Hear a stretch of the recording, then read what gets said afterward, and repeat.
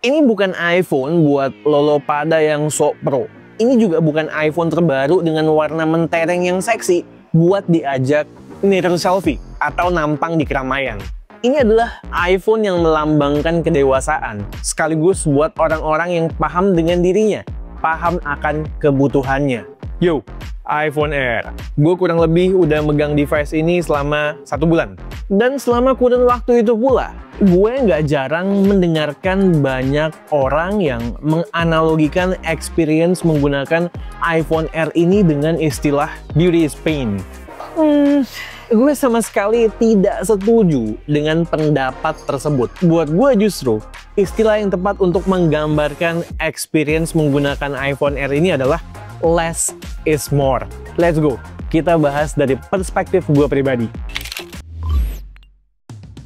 Seperti biasa, kalau kalian butuh spesifikasi, tempatnya ada di kolom deskripsi. Cek di sana. Di Q7 kita fokus ke product experience. By the way, kalian pernah nonton dokumenter di Netflix dengan judul The Minimalist? Kalau ada waktu, coba tonton deh. Atau minimal coba cek trailernya di YouTube. Gue rasa cukup bisa memberikan esensi dokumenternya. Intinya terkadang kita merasa butuh banyak hal. Tapi ketika sudah kita miliki, nggak jarang justru tidak kita pakai. Dan nggak jarang juga malah jadi beban dan bikin pusing.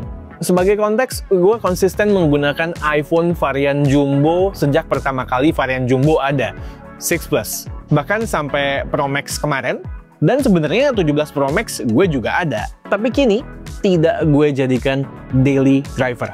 Justru Air yang jadi daily driver gue. Gue tuh dulu selalu coba aiming for the best iPhone. Tapi setelah menggunakan Air, gue merasa 80% hal yang gue lakukan di Pro Max doable juga di iPhone Air. Tentunya dengan beberapa poin plus dan minus yang bisa gue terima. Setiap kali gue megang Air sehabis megang Pro Max, somehow di benak gue ada perasaan lega atau liberating. Karena bobot Air itu jauh lebih ringan. Berasa free aja gue. Seolah HP ini di tangan berasa floating aja. It disappears in your hand. Ketika gue harus ngonten berlama-lama di sebuah event, jauh berasa lebih nyaman, lebih nggak pegel.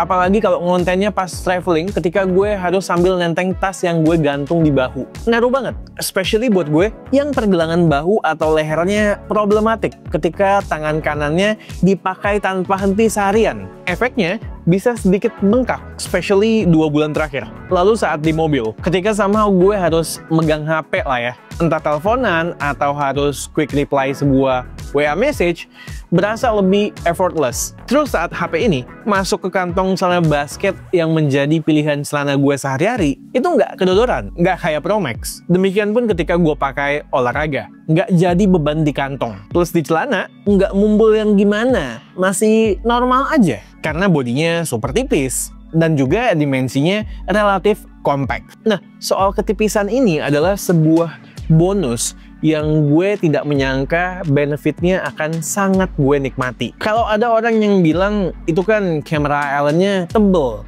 nggak tipis dong artinya. Gue cuma mau kasih tahu, di pemakaian sehari-hari tangan atau jari kita, setidaknya jari gue tidak pernah nyenggol kamera islandnya. Jadi tidak berpengaruh ke experience pemakaiannya sehari-hari. Tetap yang 100% kesentuhan di genggaman kita adalah bagian bodinya selain kamera island atau plateau.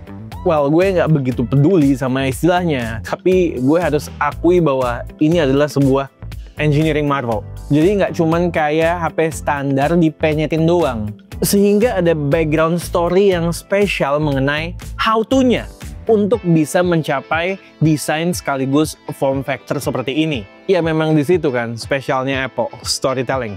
Jadi walau memang desainnya ada kemiripan dengan Pixel, ya seenggaknya masih bisa lah ngeles. Fun fact, ketika gue memegang device ini, beberapa orang ada yang ngiranya ini adalah Pixel. Karena emang desainnya mirip. Itu udah jadi brand identity smartphone Google Pixel.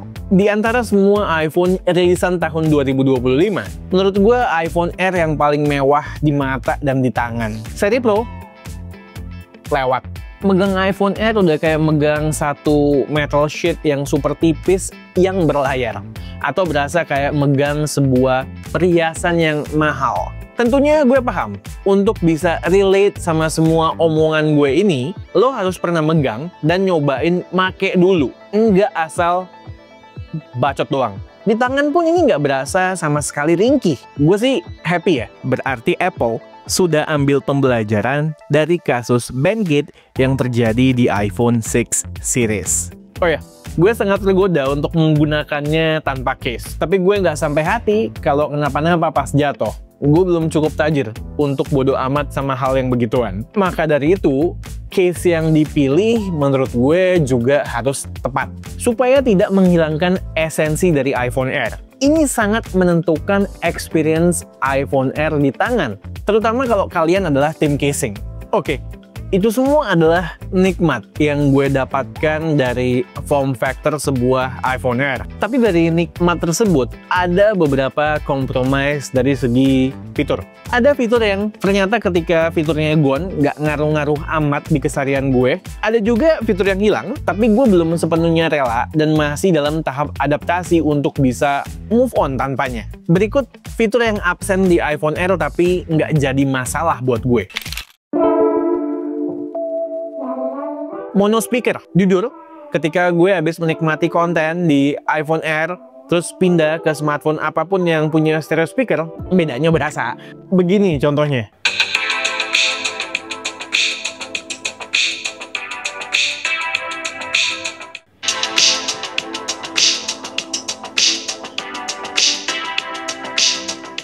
Tapi bukan berarti speakernya jelek banget. Cuman untuk standar harganya, tentu tidak sesuai dengan ekspektasi orang. Tapi perlu dicatat, gue adalah seseorang yang di keseharian selalu bawa AirPods di kantong. Dan most of the time, AirPods-nya nyantel di kuping gue. Senario gue, pakai speaker HP biasanya cuma saat gue makan sendirian di meja makan rumah, atau saat selonjoran di sofa atau tempat tidur kamar. Jadi ternyata speaker mono di iPhone itu buat gue nggak pengaruh yang gimana gitu. Tidak ada lensa ultra wide. Kalau gue melihat album foto gue, output kameranya itu 90% adalah dari kamera utama. Satu-satunya senario di mana gue kadang pakai lensa ultra wide di keseharian adalah saat parkir mobil. Di mana gue punya kebiasaan untuk foto parking space gue supaya gue inget parkirnya di mana karena gue suka lupa. Dan sekarang, gue harus mundur 1 atau 2 langkah untuk dapetin FOV yang lebih lebar. Ya oke, fine. Hal tersebut nggak berasa jadi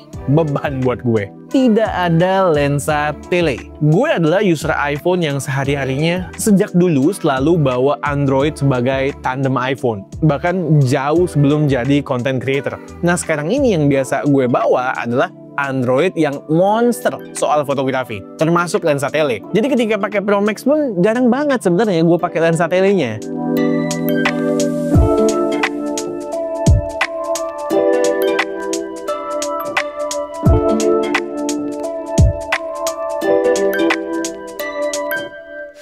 Bahkan kalau buat foto-foto dengan lensa apapun, gue lebih seneng ngeluarin Android gue yang point and shoot banget.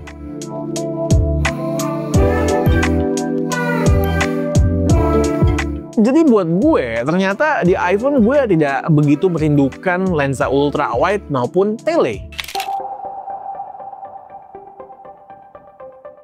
Ketahanan baterai. Nah yang satu ini tuh berada di in between ya. Di antara gue berasa nggak apa-apa kehilangan, dan juga sisi lain gue harus belajar beradaptasi karena telah kehilangan. Just info, selama gue menggunakan iPhone Air di keseharian, gue bisa dapetin SOT maksimal 5 jam dengan durasi pemakaian 12 jam tanpa cas. Pemakaiannya bukan buat gaming ya, karena gue bukan mobile gamer atau bukan penikmat game. Mostly buat WhatsApp message, call, akses sosial media, maps di jalan, streaming music atau YouTube, sesekali jepret kamera, dan occasionally editing simple di InShot atau Canva. Berasa kurang atau tidak SOT-nya?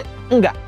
Sudah cukup. Bahkan beberapa temen gue kaget kok baterainya bisa tahan sampai segitu lama. Gue pribadi nggak kaget dan sudah expect, karena ketika gue menggunakan iPhone 16e yang menggunakan modem Apple itu SOT-nya bagus. So gue cukup pede ketika mendengar bahwa iPhone Air ini akan menggunakan modemnya Apple. Namun somehow gue selalu berasa ada anxiety, takut kekurangan jus, baterainya habis. Karena biasanya Pro Max gue itu bisa ngasih baterai yang lebih tahan lama, extra juice. Nah, rasa anxiety ini yang sedang gue coba redam atau adaptasi.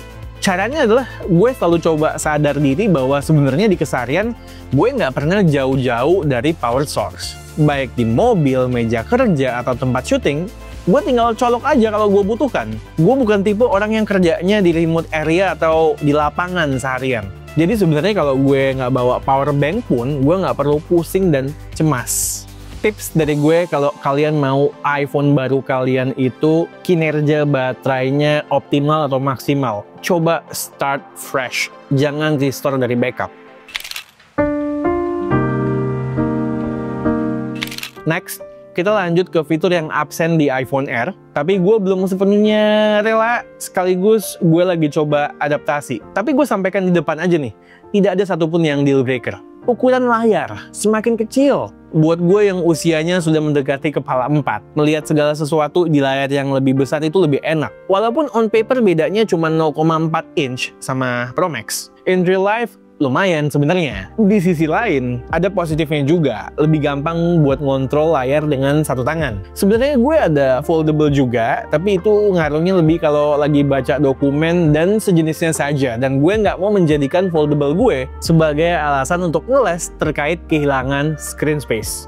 USB-nya ini masih yang versi 2 ya. Langit dan bumi sama Pro Max. Senario gue transfer data di iPhone biasanya ketika gue mau transfer data dari iPhone ke Mac dengan bantuan USB cable dan app image capture. Atau buat backup secara manual dan juga restore from backup. Atau ketika mau transfer file dari iPhone ke SSD. Apakah sering gue lakukan? Well, yang ke Mac jarang. Yang ke SSD lebih sering, tapi biasanya size filenya bukan yang gede banget. Seringan di bawah 1 GB. Buat kebutuhan yang moving file simple aja biasanya. Kalau di Android, baru sering banget gue transfer file yang size-nya gede banget, baik ke laptop atau SSD. Karena sehari-hari gue lebih sering ngontenin HP Android ketimbang iPhone. Buat ngasih gambaran aja, transfer file hampir 5 GB dari SSD Adam Element iClip S gue yang punya write and read speed up to 450 Mbps ke iPhone Air butuh waktu hampir 2 menit. Super lama nih. Internal storage-nya juga beda kelas maybe. Sebagai pembanding, ke iPhone 17 Pro Max cuman butuh waktu 13 detik. Ke MacBook Air M4 cuman butuh waktu 5 detik. Terakhir, tidak ada cinematic mode. Gue rasa Apple sengaja dengan hal ini. Karena gue nggak ngerti kenapa fitur ini harus dihilangin. Soalnya di base model yang jauh lebih murah saja dengan SoC yang kastanya di bawahnya, ada fiturnya. Apakah butuh processing power yang sedemikiannya untuk bisa menghasilkan blurry background? Sehingga fiturnya di-cut Apple untuk mengurangi kemungkinan overheat. Mungkin. Tapi jujur ini fitur kamera iPhone yang gue rasa paling gue miss selama gue pakai iPhone Air. Karena nggak jarang gue pakai buat konten. Sekarang jadinya pakai mode biasa aja buat porsi talking head reels gue. Oke, jadi itu semua adalah compromise versi gue ya. Next gue pengen bahas experience dari iPhone Air yang menurut gue kalian perlu tahu. Surprisingly, tidak sekalipun gue pernah merasa HP-nya kepanasan untuk dipegang dengan pola pemakaian gue. Tapi iya, brightness layar kadang masih suka ngedim untuk mitigasi panas, especially di outdoor. Beberapa fitur baru kameranya useful buat gue. Center stage di laptop nggak gitu kepakai, tapi di iPhone berguna dan lebih presisi menurut gue deteksi pergerakan orangnya. Ditambah di WA call kan juga jalan. Saat gue driving di mobil, lagi WA call, kameranya bisa terus ngikutin gue secara presisi. Terus kalau gue lagi sleep call juga sama gebetan, angle yang bisa di cover oleh kameranya cukup jauh. Cobain deh kalau nggak percaya. Auto zoom buat foto gue matiin aja karena gue prefer handle manual framing gue. Lalu kemampuan buat merekam video horizontal dalam posisi HP vertikal handy banget. Buat ngonten jadi lebih effortless, nggak berasa handful di tangan handphonenya, dan juga nggak berasa kerepotan jadinya. Meski terkadang gue tetap rotate manual ya, untuk bisa lihat isi frame atau framing secara lebih detail. Dual capture video, fitur basi banget sebenarnya. Android mid-range juga udah punya dari zaman kapan. Bahkan kayak di Samsung itu lebih canggih ya. file yang ke-save bisa kepisah antara kamera A dan B. Sebelumnya kalau gue butuh, gue pakainya di aplikasi Doubletack. Bedanya dengan adanya fitur ini di aplikasi bawaan, lebih efisien dan lebih simpel saja. Dan soal video, gue merasa terlepas opsi lensa yang tidak lengkap, kualitas default yang bisa didapatkan dengan iPhone Air nggak kalah bagus kok dengan varian Pro. Dan hal ini buat gue sangat tenang dan tetap pede menggunakan iPhone Air buat konten.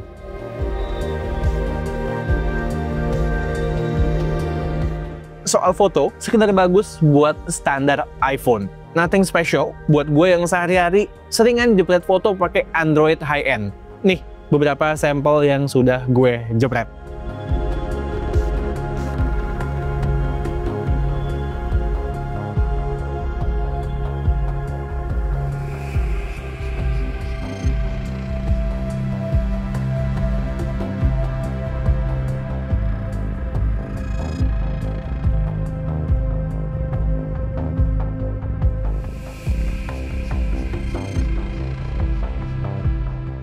Soal iOS 26 dan juga fitur lainnya mungkin nanti akan gue bahas lebih lengkap ketika gue mengulas iPhone 17 Pro Max.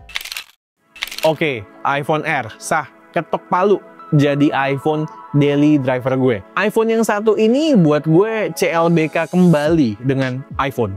Sekaligus ngasih perasaan fresh lagi ketika menggunakan iPhone. Selama menggunakannya, membuat gue semakin tersadar-sadar bahwa spek bukanlah segalanya selama kebutuhan basic sudah terpenuhi. Selain tentunya, form factor dari iPhone Air ini ngasih benefit tersendiri yang besar buat gue pribadi.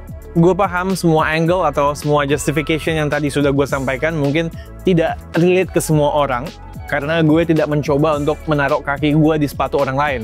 Kunci untuk bisa cocok dan suka dengan iPhone Air ini menurut gue bukan dengan cara melihat speknya atau gengsinya, tapi harus megang langsung dan mencoba langsung hidup dengannya untuk mendapatkan nikmatnya. Jadi ya menurut gue, find your own story, find your own reason, seperti yang gue rasakan. Terkait harganya, gue rasa kalau lo bisa relate dengan experience yang gue ceritakan, mungkin lo nggak akan keberatan dengan harganya. Dan sebaliknya juga, kalau ada yang berasa harganya lebay banget, well, fine, gue terima. Kita lihat saja nasibnya iPhone Air ini sama dengan S25 Edge atau tidak. Harganya terjun payung atau tidak. Oke, sekian aja video dari gue kali ini. Gue Satish, and this is K2G. Tunggu racun-racun kami yang berikutnya. Bye guys!